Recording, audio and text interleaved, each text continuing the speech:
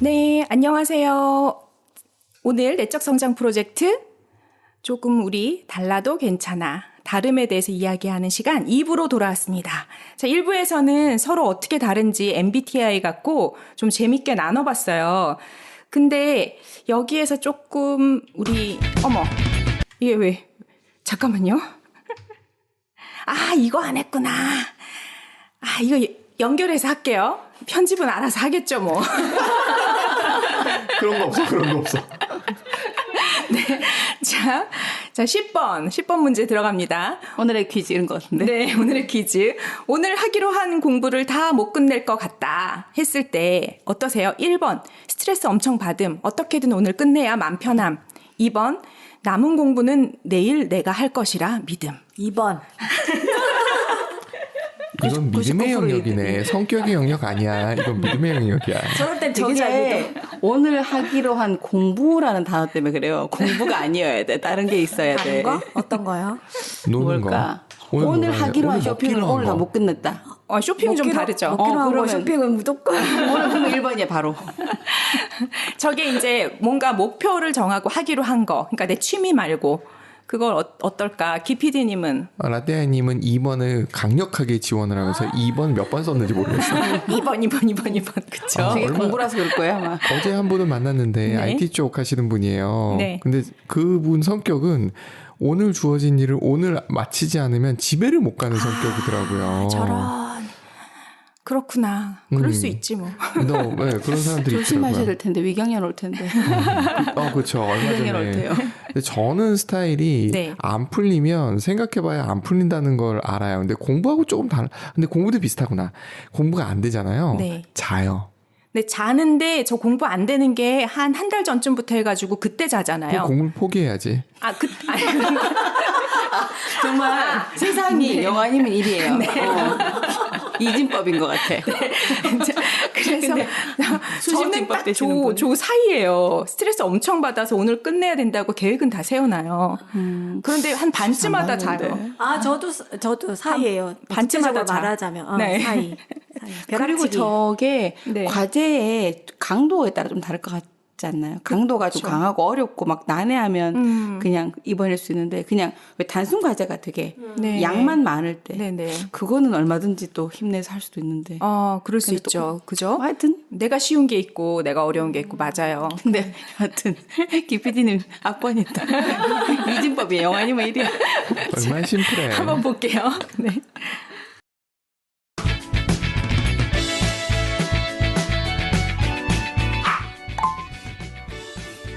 이거는 2번이야. 2번이 편하긴 한데 내 이상이라 해야 되나? 그건 1번. 밤새서도 난 이걸 나 못할 게 확실해. 왜냐면 난 나를 알거든. 잠을 자든지 뭐 유튜브를 보든지 하다가 마음 편하게 다음 날에 일어나고 내일의 예훈이가 하는 거지. 내일의 예언이가 오늘의 예언이를 원망하는 거예요. 아, 원망을 자주 해요. 아니, 너 오늘 살고 죽어? 내일은 내일 할 수 있어. 내일도 있어. 해외에서 그냥 그렇게 해봐야겠다 하는 거지. 꼭 그렇게 해야만 해. 이건 아니잖아. 공부는 그래야만 해. 스트레스 많이 받네 오늘. 진짜? 진짜 안 맞는 거. 하나도 오늘은 헤어지는 걸로. 이거는 단순히 그 성격력 검사일 뿐이고 나도 이제 마음은 따뜻한 사람이라고. 내가 봤을 때는 미지근. 우리 친하잖아, 당연 같이 친하잖아. 아, 우리 친해요, 여러분. 우리 성격이랑 특성이 너무 잘 맞고 맞아. 우리 답이 이렇게 갈라지는 게 나 너무 신기해. 근데 이게 아무래도 이렇게 16개로 나누다 보니까 100% 맞는 것 같지 않아? 좀 자기 성격이랑 좀 차이가 있는 것 같긴 해. 맞아, 진짜 검사는 검사일 뿐 우리를 규정짓기엔 너무 맞아. 한정적이지 너무. 알죠, 여러분. 알죠. 알죠, 여러분. 네. 온kit만 스쳐도 연인 만들 수 있는. 네. 정말 참, 저렇게 4명만 모여도 참 다른데, 이 MBTI가 선풍적인 인기였잖아요. 집에 있으면서. 다들 집에 있으면서. 특히 대학생들. 저 블로그를 최근에 열심히 하고 있는데, MBTI에 대해서 계속 쪼개서 올리는 분들이 거의 다 대학생 분들이에요. 그래서 정말 관심이 많더라고요. 왜 그런가 보면은 아직 미래가 확정된 게 없잖아요. 상당히 불안한 시기라서 자기에 대해서 뭔가 알고 싶은 것도 더 클 것 같기도 하고요. 그런 것 같아요. 뭔가 나를 좀 알려줘. 뭐 이런 게 있는 것 같아요. 저는 살짝 지금 생각해 보니까 네. 오프라인에서 사람을 대면하면서 만나면서 겪어가는 몸으로나 느낌으로 겪어가는 걸 애들이 점점 못하니까 이걸 분석하는 것 같아 보니까. 아, 좀 맞아요. 그런 느낌 같아.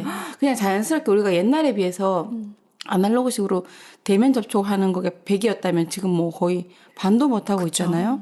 그러면서 자꾸 사람이 접촉은 되는데 그게 몸으로 느껴지면서 감을 못 잡으니까 자꾸 분석하고 파악하려고 하는 게 늘지 않나. 맞아요. 싶은 그럴 생각이 수도 들어요. 있을 것 같아요. 네. 정말. 어쨌든 그렇게 사람들이 이걸 너무 취미 삼아 하는데 보면 오도해서 이해하는 경우가 많아요. 내 성격이 이렇기 때문에 난 이래. 이제 지레짐작. 난 원래 계획을 안 세우는 애래. 계획 안 해. 나는 공부하기에 체질이 아니래. 공부 안 해. 이렇게 오도하기가 쉽거든요. 저걸 하면 MBTI를 자꾸 파고들면 아니요. 파고들면이 아니라 잘못 알면. 잘못 나를 알면. 받아들이는 네. 거지. 아, 내가 원래 그런 사람이구나 하고 네. 나를 용서하고 받아들이고 이제 네. 그 길로 가는 거죠. 근데 가만히 보면 자기의 성격이 자기가 아니잖아요. 자기의 성격은 나의 어떤 면을 세상에 쓰기 위해서 내가 활용하는 어떤 도구잖아요. 성격이란 게 누구랑 만날 때 이렇게 하면 내가 편해. 근데 그게 나는 아니거든요. 근데 그게 나라고 규정을 짓고 딱 단정을 지으면 딱 그렇게 살게 돼 있어요. 그 성격대로. 그래서 그거에 대한 얘기를 잠깐 보겠습니다. 자, 다름과 틀림은 다르죠. 이거 한국말 되게 많이 사람들이 틀려요. 이 표현 틀리는 거 아세요? 거의 다 틀려요를 써요. 그죠? 좀 막 답답해 죽겠어요. 그죠? 그거 들으면. 오타 지적해줘야 되는데 맞아요. 강의하시는 분 중에서도 네. 이거 잘 구분 못해서 이것과 이것과 다릅니다를 이건 좀 틀리죠. 이렇게 얘기하죠. 저희 나라랑. 네, 저희 나라. 네, 맞아요. 저도 그래서- 그런 거 엄청 거슬리던 거죠. 네, 비슷하네. 네, 이게 영어로는 좀 편한데, 그죠? 그렇죠. wrong하고 different니까 완전히 좀 그 단어 자체가 굉장히 달라 보이는데 다름 틀림은 살짝 친척처럼 보이나 봐요.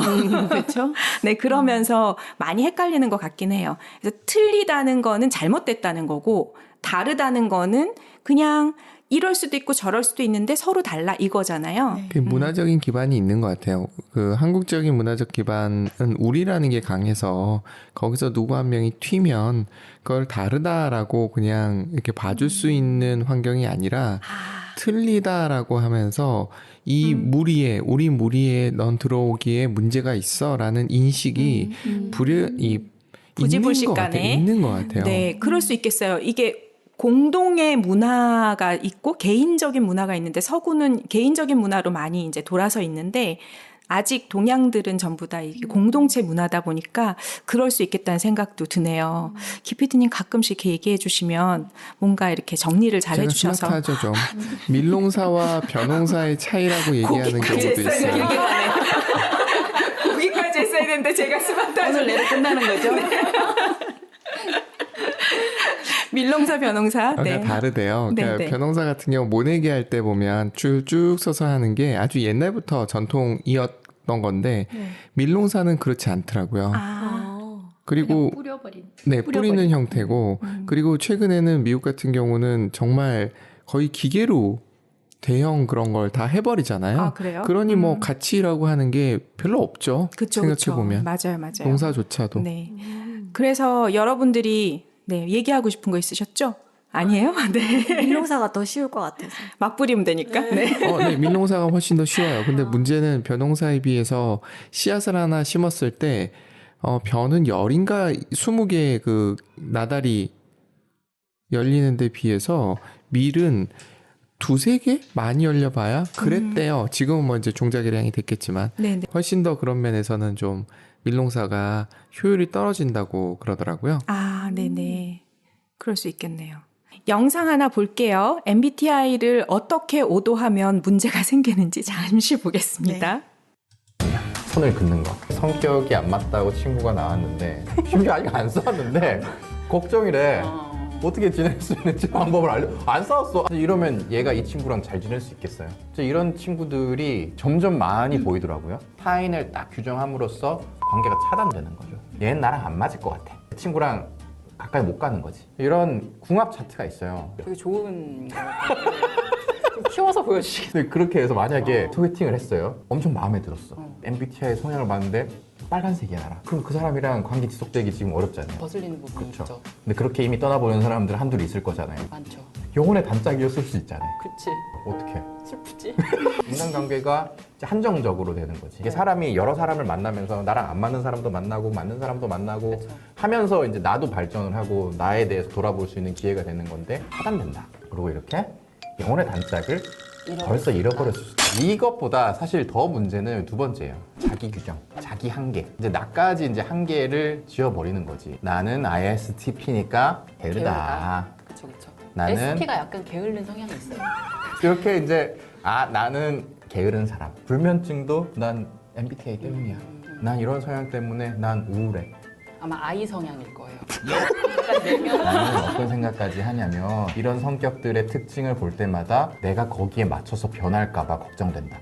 난 이런 성향이니까 난 게을러. 난 무슨 유형이니까 계획을 안 세워. 이 MBTI를 단점을 합리화하는 좋은 핑계. 이걸로 쓴다는 거지. 이건 조금 공감. ESFP지 않습니까? 계획을 되게 지키고 틀 안에서 이렇게 움직이는 걸 힘들어해요. 계속 그럴 때마다 합리화하게 되기도 하더라고요. 심각한 문제거든요. 네. 특히 이 공부 안 하는 우리 수험생들. 그렇죠. 아주 좋습니다. 이거 핑계거리. 다 여러 군데서 이제 핑계 찾다가 MBTI가 딱 얻어 걸린 거야. 공부 잘하고 못하는 유형이 따로 있다. P들은 입시에 전혀 맞지 않는다. 나 P인데 서울대 졸업하셨대요, P인데. 못한다. INTP 게으르다. 타고난 지능으로 해결한다. 이러면서 이렇게 핑계 대는 거지. 계획을 안 세우는 유형 뭐 이런 거 있잖아요. 난 타고난 성향이 계획을 못 세우는데 어떡해? 댓글 봐봐요. 이거 못하는 그러네요. 유형이 막 있다고 지금 합리화하고 있잖아. 맞아요. 이 친구들은 그걸 지금 찾아다니고 있었거든. 내가 못하는 이유를 찾으려고. 근데 딱 얻어 걸린 거지. 앞으로 나는 이거 못 고칠 거다. 이런 가정이 깔려 있는 거죠. 이런 생각들을 하는 친구들이 굉장히 많아요. 제가 일부만 가져왔는데 이걸 진지하게 생각한다니까요. 명문대생들은 특정 유형은 없나? 공부 그쵸. 못하는 유형은? 그렇죠. 저거는 조금 문제인 것 같아요. 너무 과도하게 일반화시키는 것 같고 이제 사실 MBTI 검사를 하는 이유는 저런 유형을 내가 알면 가고자 하는 방향에서 뭐가 부족한지를 알잖아요. 그 부족한 부분을 조금 더 이제 보완하고 개선을 하기 위한 용도로서 하는 거지. 그렇죠. 저런 유형이니까 나는 그냥 안 해도 돼. 이렇게 그치. 얘기하는 거는 굉장히 잘못된 것 같은데 너무 많은 채널에서 무분별하게 나오다 보니까 재미 위주로 자꾸 나오다 그치. 보니까 안타깝긴 그러니까 하네요. 유튜브에 막 보면 나는 계획 원래 안 세워. 즉흥적이야. 여행 가도 계획 안 세우고 하면서 그런 걸 막 하다 보면 학생들은 난 그래. 난 공부 계획 안 세우는 이유가 이 유형이기 바보 때문에. 같은데 너무 본인도 그랬다면서요. 그렇게까지 가면 안 되는 거죠. 그렇죠. 그러니까 자기 유형을 알면 자기한테 맞는 계획을 세울 수가 있죠. 그렇죠. 그러니까 저 같은 경우는 이제 계획 세우는 게 좀 어려우니까 너무 촘촘하지 않은 뭐 막 좀 계획을 러프하게 세운다든지 이런 보완할 부분들을 제대로 좀 생각해내기 위해서 이런 걸 이용. 네, 이용하면 좋을 것 같아요. 네. 좀 어떠셨어요? 구구절절 맞는 얘기죠? 이렇게 묘하게 자르는 것도 이게 성격 유형과 관계가 있는 건가요? 아니요. 급하게 잘라서 그래요. 네. 시간이 없었던 걸로. 네, 급해가지고요. 네. 그렇습니다. 자, 그래서 왜 다른 사람 보면 살짝 불편하잖아요. 불편한 걸까요? 불안한 걸까요? 둘 다. 둘 다 네. 있죠. 달라도 괜찮을까라는 생각이 진짜 많이 들어요. 그리고 저건 진짜 이해 못해. 막 이런 거 있잖아요. 그러니까 이게 이런 범주가 범죄나 뭐 나쁜 일 말고 그냥 성향 차이인데도 저건 진짜 상종 못하겠어. 막 이런 거 있을 수 4번, 있잖아요. 답답해. 답답할 수 있죠. 네. 죄송합니다. 늘 번호가 빠져 있네요. 네. 네. AB형이라서 그래요. 네. 답답함을 느끼시나요? 기피디님? 그럴 때도 있고, 저 다 있어요. 어떨 때는 불편인 경우도 있는 것 같고, 어떨 때는 또 달라도 괜찮을까? 하면 좀 약간 그런 경우도 거슬린다라는 표현을 했어야 되나? 그쵸, 그쵸. 저건 이해 못하겠어 하는 그런 생각도 들 때가 있고. 맞아요. 사람마다 다 다른데 진짜 나한테 불편한 것들이 있어요. 한 사람인데도 저게 다 느껴지는 거죠. 그게 그럴 수 이게 다 있겠다. 있죠. 네네네. 그때 상황에 따라 다 있는 거지 뭐. 우리 기계치일 때 엄청 답답하실 것 같아요. 저 엄청 집에서 야단 맞아요. 네. 처음에 이렇게 가르치실 때는 특별히 답답하진 않고요. 네. 똑같은 거를 한 10번쯤 했는데 여전히 그러고 있어요. 이게 뭐지? 제가 녹음할 때마다 물어보거든요. 알 때도 됐는데. 네. 그렇죠, 뭐. 자, 그래서 이게 왜 그럴까? 왜 우리는 다른 거를 보면 좀 불편할까? 그거에 대한 이야기를 한번 나눠보도록 하겠습니다.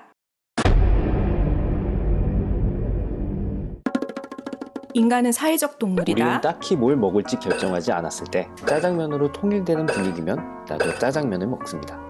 우리는 뭘 시켜 먹을까 고민될 때 배달 어플에서 평점을 보고 주문합니다. 심지어 우리가 옷은 사고 싶은데 뭘 사야 할지 잘 모르겠을 땐 주사지 다른 끝내준다. 사람들이 입은 옷들을 보고 옷을 사곤 하죠.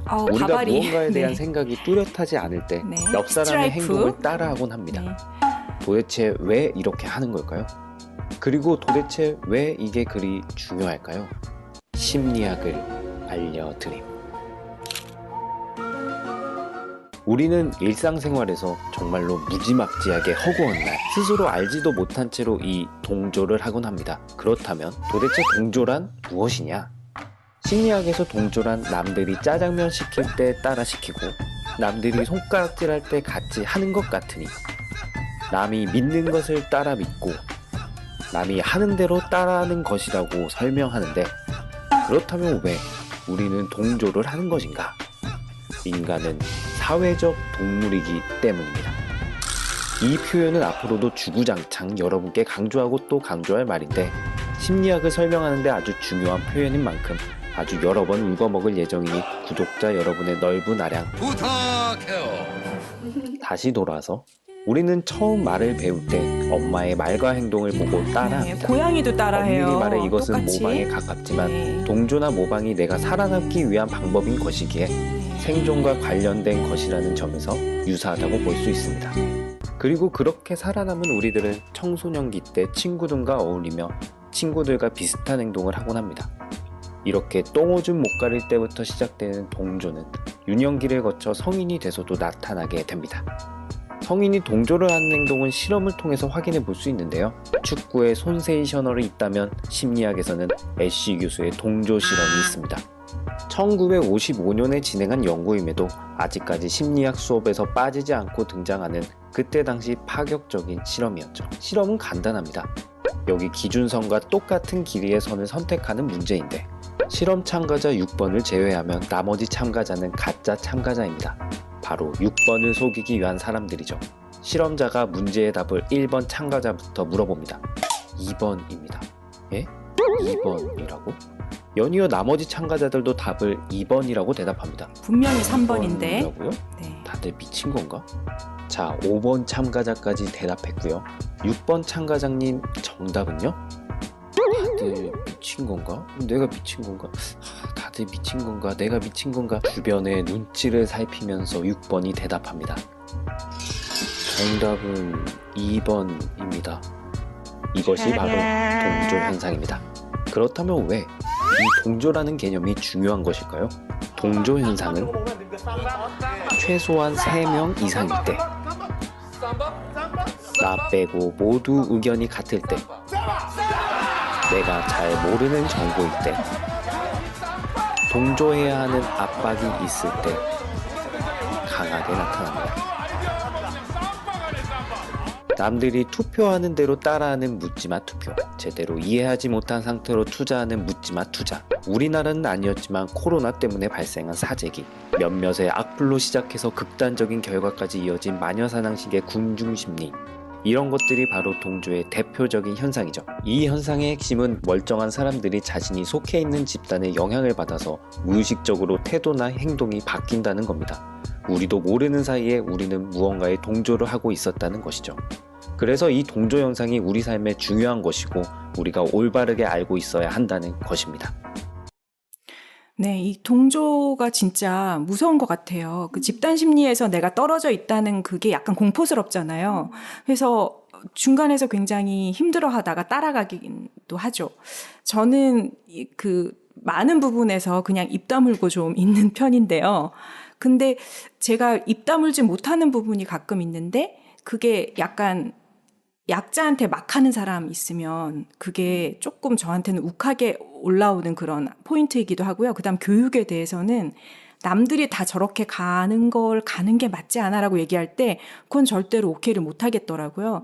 나한테 각인된 어떤 다른 거를 추구할 수 있는 게 각자는 다 있을 것 같긴 해요. 근데 대부분은 아유, 좋은 게 좋은 거지. 남들 가는 거 따라가지. 이렇게 살지 않을까 싶기도 하고.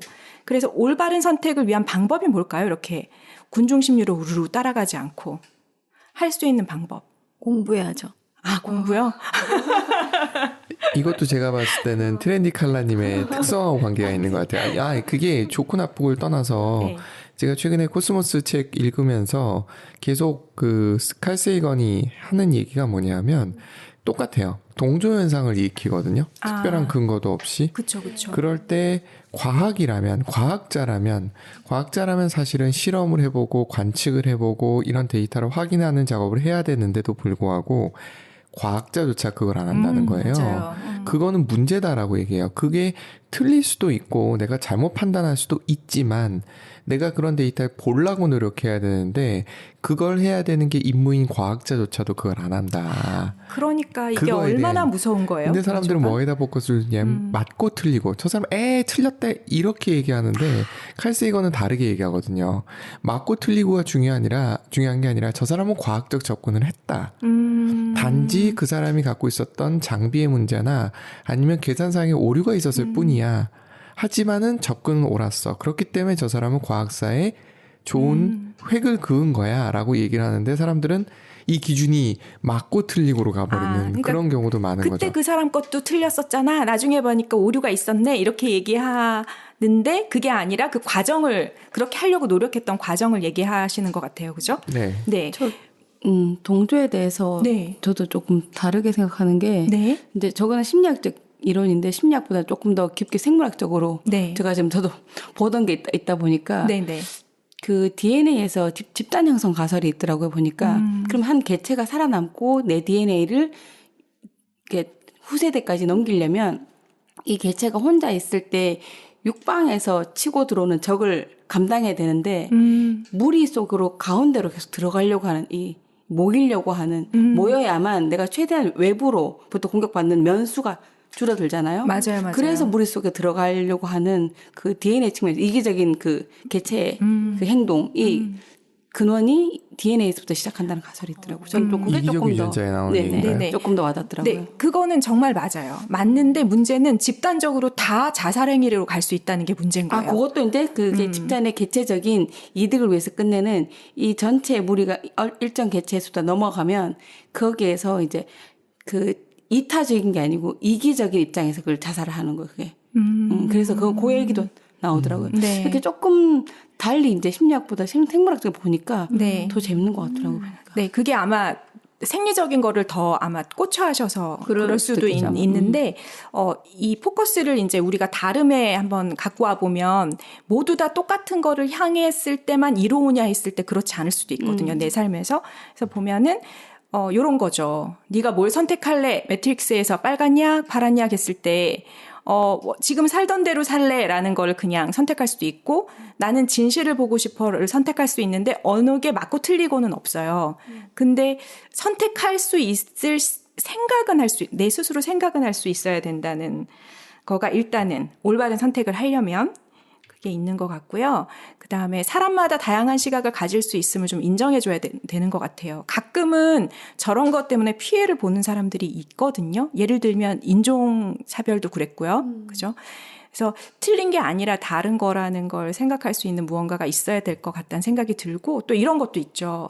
내 입장에선 너무 진심이야. 근데 상대 입장을 전혀 고려 안 하는 저 여우와 황새, 여우와 두루미 얘기는 정말 대접을 하려고 하지만 접시에 놓으면 두루미는 못 먹고, 그죠? 호리병 같은 데 넣으면 여우는 못 먹고. 그러니까 각자 자기 입장만 생각했을 때 그렇지 않은 면도 있음을 좀 볼 수 있으면 우리가 선택할 때 한쪽으로 치우치지 않고 좀 볼 수 있지 않을까라는 생각이 들고요. 또 한 가지는 이거예요. 중요한 선택이 있을 때 레밍 딜레마를 잊지 말자라고 했는데 이게 뭐냐면 레밍의 효과라는 게 있어요. 레밍 딜레마라고도 부르고요. 저 쥐가 레밍이란 쥐거든요. 근데 그 쥐들이 이유 없이 계속 따라가요. 앞에 레밍을 따라가다가 결국은 어디선가 땅이 끝나는 뭐 절벽 같은 데를 만나잖아요. 그러면 거기까지 왔던 게 떠밀려서 그냥 다 물속으로 들어가서 자살을 하게 되거든요. 저게 왜 가는 거지라는 걸 안 묻고 그냥 가니까 우르르 따라가다가 이게 집단 심리가 잘못되면 저럴 수가 있잖아요. 그래서 거기서 깨어난 한두 사람 분명히 있어야 되고 그들이 소리를 낼 수 있어야 되는 사회가 돼야 되는 게 맞는 것 같아요. 제가 지금 보고 싶은데 못 보고 있는 영화가 그게 있어요. 2차 대전 때 독일에 우리는 독일군 그러면 전부 다 히틀러한테 그 맹종하고 뭐 이런 걸 생각하잖아요. 일단은 철학의 나라 독일에서 그랬다는 것도 이해가 안 되는 거지만 사실은 그 안에서도 다른 생각을 하는 집단이 없었던 건 아닌 거죠. 근데 그것이 밟혀버리니까 네. 생존을 위해서 그냥 억지로 끌려가는 그런 모습을 보여주는 영화가 있다 그래서 그걸 보고 싶은데 제목을 잊어버렸네. 혹시 알면 저한테 신고 좀 해주세요. 네, 좀 보고 제목을 싶어요. 네, 네 찾아보면 또 검색하면 나오리라 보고요. 검색의 여왕들께서 좀 부탁 네, 좀. 검색을 해드릴게요. 네, 그래서 이걸 한번 묻고 싶어요. 자신 스스로 합리적이라고 생각하시는지, 아니면 자신 스스로 객관적이라고 생각하시는지, 아니면 자기 스스로 이성적이라고 생각하시는지 어떠세요?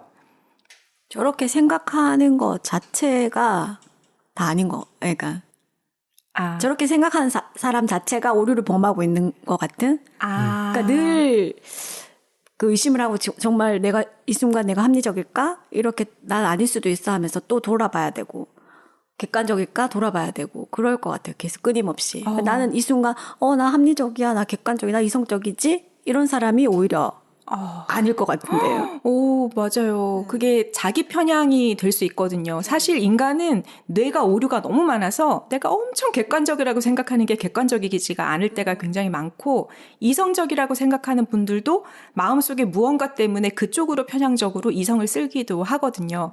그래서 절대적인 합리적, 절대적인 객관적, 절대적인 이성적인 건 없고, 나도 틀릴 수도 있고, 그리고 저 사람이 맞을 수도 있고 서로 다른 게 둘 다 맞을 수도 있고, 그걸 생각하셔야 되는 것 같아요. 그래서 이 판단의 함정이라는 게 있어요. 이게 인지적 오류인데요. 어떤 인지적 오류를 우리가 행하게 되는지, 그래서 다른 거에 대해서 왜 밀어내게 되는지를 한번 볼게요. 첫 번째는 흑백 논리적 사고예요. 그래서 이분법적으로 우리 예전에 이런 거 교육 많이 받았죠. 북한은 빨갱이. 그래서 뿔이 난 얼굴이 새빨간 괴물 이렇게 배웠잖아요. 이분법적이죠. 그래서 내 편하고 적하고를 편가르게 하는 이 굉장히 많죠. 이게 되게 슬픈 게 우리나라는 또 남북으로 이렇게 나뉘어져 있는데 동서로도 또 저렇게 흑백 논리가 있을 때 되게 슬픈 것 같아요. 네, 이 안에서 계속 네 편, 내 편 하는 거. 그게 논리적 사고가 아니다. 그게 흑백으로 나뉘어진 나의 오류다라는 걸 좀 알면 좋겠고요. 그다음 과잉 일반화가 있어요. 이건 뭐냐면 한두 건의 사건을 딱 봤어요. 그럼 그걸로 일반화를 시켜버려요. 쟤는 항상 저래. 쟤는 뭐 그런 애야. 이렇게 몇 가지의 근거를 가지고 그렇게 일반화해버리는 오류를 우리가 잘 범한답니다. 네.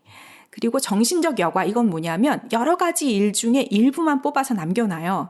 그래서 그거를 기억해요. 여러 사람이 칭찬을 나한테 했지만 그거 말고 한 사람이 나한테 비판했으면 딱 그거 하나 기억하는 거죠. 그래서 칭찬 중요하지 않고 나는 실수하는 사람, 나는 잘못하는 사람, 이렇게 정신적으로 여과해서 받아들이기도 하고요. 말실수나 말꼬투리 잡고 그것만 딱 기억하거나 그렇게 하기도 합니다. 그리고 개인화, 이건 뭐냐면 자신과 무관한 사건을 자신과 관련을 시켜버리는 거예요. 그러니까 예를 들어 어디에 내가 우연히 그 방에 들어갔는데 그 방에 모여있던 사람이 빵 터져서 막 웃는 거예요. 그러면 내 욕하고 있었나? 아니면 뭐 묻었나? 이렇게 생각할 수 있잖아요. 그럴 때 약간 당황스럽긴 하죠. 무리가 있는데 나 혼자 그러면. 하지만 그때 그 이유가 무엇인지 갑자기 당황스럽더라도 다시 정신을 부여잡으시고 그게 나를 위해서 나 때문에 그런 게 아닐 수도 있다는 거를 생각을 하셔야 돼요. 그거를 어떤 집단에서 있는 거를 지극히 개인화시켜서 받아들이는 경우가 종종 있거든요. 이런 걸 사실은 네. 어렸을 때 안 배운 게 아닌 것 같아요. 왜냐하면 동화나 우화나 네네. 이런 속에서 우리가 봤거든요. 근데 국어책에서도 분명히 이런 예들을 많이 봤는데 네. 국어책을 우리가 주제는 무엇인가, 소재는 무엇인가, 뭐 여기 그러나야 그런데야 이런 걸 갖고 따지다 보니 정말 캐치해야 되는 거 못 캐치한 게 아닌가라는 생각이 좀 들어요. 그리고 이게 사실 책에서 배울 때 말고 내가 어떤 그런 감정을 느꼈을 때 털어놓을 사람이 있으면 좋잖아요. 내가 너무 막 이래서 막 힘들어. 그러면 뭐 엄마나 아빠한테 털어놨을 때 그거를 잘 해석해주면 좋은데 같이 동조해서 개인화시켜서 해석을 해줘버리면 그랬어? 막 이렇게 돼버리면 그럼 거기서 뭔가 배울 수 있는 기회가 없죠. 내가 뭘 겪었을 때 보통 배우게 되는데 그 겪었을 때 주변에 그걸 해석해줄 사람이 있는가도 되게 필요한 것 같고 이웃을 잘 만나야 네, 돼요. 그래서 이제 우리는 다 컸으니까 우리 스스로 내면을 바라보고 뭔가 좋은 책들이나 뭐 좋은 정보들을 통해서 저걸 내가 인지할 수 있게 이제 스스로 만들어 가야겠죠. 자, 5번째는 감정적 추리예요. 충분한 근거 없이 감정의 근거에서 결론을 내리는 거죠. 그러면서 이렇게 생각해요. 왠지 찜찜해 저거. 이렇게 내 감정적으로 추리. 혹시 읽어주실 거 있나요? 읽어주실 거 있으면 말씀해 주세요. 네, 감정적 추리. 그러고 어떤 사람은 그냥 내가 감정적으로 믿어서 그 사람은 그럴 사람이 아니야 이렇게 어떤 추리를 하는데 그게 근거가 없이 감정적으로 할 때가 있는 거죠. 네, 그것도 주의해야 될 점 중에 하나고요. 그다음에 잘못된 명명이라고 돼 있는데 이거는 굉장히 주의해야 돼요. 왜냐하면 어른들이 아이한테 이렇게 만들기가 되게 쉽거든요. 그리고 아까 INTP 뭐 이런 거 네네. MBTI 얘기했었잖아요. 네네네. MBTI도 이 잘못된 명명의 대표적인 잘못하면 맞아요. 그런 식으로 네. 갈 수 있는 대표적인 것 네, 같아요. 잘못 활용하면 딱 그걸로 나를 낙인 찍는 거죠. 그래서 나는 실패자, 나는 돌대가리, 나는 무능력자, 나는 낙오자 이렇게 이런 무언의 메시지를 줄 때가 있잖아요. 왜 어른들이 야, 너 그것도 못하냐 이거를 말로는 안 해. 근데 눈빛으로 줘. 뭐 이럴 수 있잖아요. 그런 잘못된 명명들이 나한테 와서 내가 그것대로 살려고 하는 거죠. 되게 무서운 게 인간은 자기가 그 선정한 기대, 자기가 믿는 기대대로 스스로 맞춰서 행동하려는 경향이 있대요.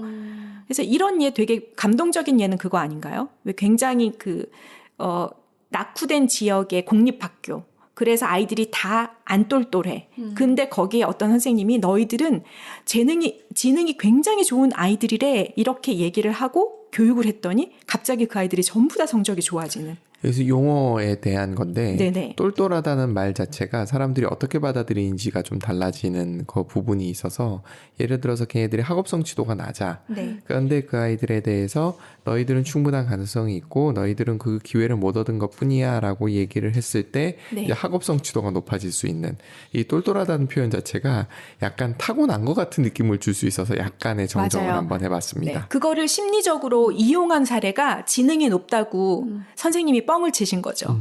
그랬더니 정말 지능이 높은 것처럼 자기 착각하는 스스로, 거죠. 네, 자기 스스로 긍정적인 착각이죠. 네. 긍정적인 착각은 하면 좋은 것 같아요. 자기를 그렇게 믿어버리니까. 네. 부정적인 착각을 너무 그건 많이 좀 했어요. 같이 버려볼까요? 우리? 이게 참 네. 그런 게 긍정적인 착각도 잘못 가면 그 스톡데일 패러독스에서 나오는 근거 없는 낙천주의가 돼버리는 불상사. 희망 고문. 네네. 그러니까 나는 이런 거지. 아이들 자기 자녀를 보면서 제가 공부를 안 해서 그렇지 하면 잘하래야. 이건 제가 봤을 때는 라고 생각하는 거죠. 그런 건 아닌 것 같고, 그러니까 정말 있는 그대로의 것을 가지고 받아들일 수 있으면서도 네. 좀, 긍정적으로 볼 수 있는, 그러니까 제가 예전에 한번 그런 얘기 드린 것 같은데, 정말. 말이 길어지죠? 노래, 네. 아니 갑자기 떠올랐는데 뭐. 공부는 못해도 건강하잖아. 그것도 별로 좋은 실제가 아닌 것 같아요. 그러니까 그것도 조금 뭐가 좋죠. 근데 지금 말씀하시던 거. 그러니까 뭔가 부정적인 게 들어갔잖아요.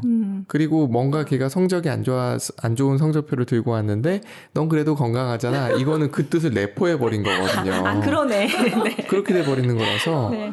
그냥 성적을 이렇게 보고서 그러네? 그냥 지나갈 수 있는 무덤덤함이 더 필요한 것 같아요. 그 뒤에 무슨 말을 붙이는 순간 성적이 나쁘다는 거를 의미해버리는 게 돼버린다는. 그러네요. 그래도 넌 건강하잖아. 하면 그래도에서 다 표현됐어. 맞아요. 건강하니까 괜찮아. 네.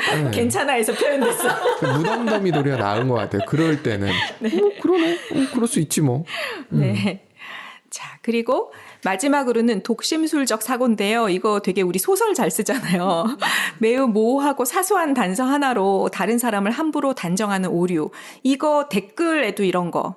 댓글로 테러하는 사람들도 이런 거 되게 많이 하고요. 이거 진짜 그 사고의 오류 되게 많이 하는 것 같아요. 지금까지 이렇게 오류들을 살펴봤는데 나도 한 가지씩 뭐 두 가지씩 하고 있잖아요. 수시로. 그래서 그럴 때마다 이 생각이 과연 진짜 맞나? 근거가 있나? 이런 생각을 한 번씩만 하면은 조금 나아지지 않을까라는 생각을 합니다. 자, 그래서 이 다름에 대한 여러 가지 얘기를 했는데요. 다름에 대해서 차별했던 순간들이 많죠. 역사적으로도 그렇고. 근데 이 영상을 고등학생이 만든 것 같은데요. 되게 감동적이에요. 그래서 그거를 지금 3부에서 보면서 시작하도록 하겠습니다.